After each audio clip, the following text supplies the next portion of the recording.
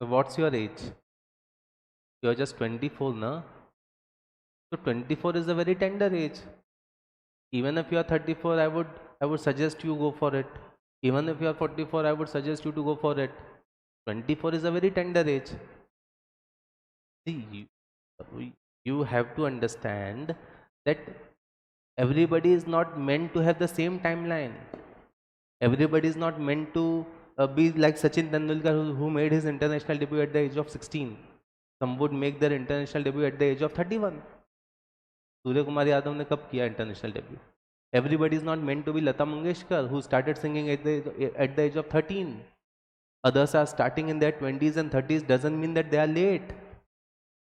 If their dream is to become a singer, they are becoming a singer, be it in 20s or 30s or be in their teens. See, I understand this. There has to be a clear motto in your life. Suppose I have a dream of climbing to the top of the Mount Everest, and it takes 30 days reaching there, and I'm preparing for that. I'm willing to fulfill that dream of mine. Suddenly God shows up and God tells me that, son, you have only 40 days left in your life. What would you do? I would say I would climb to the top of the Mount Everest.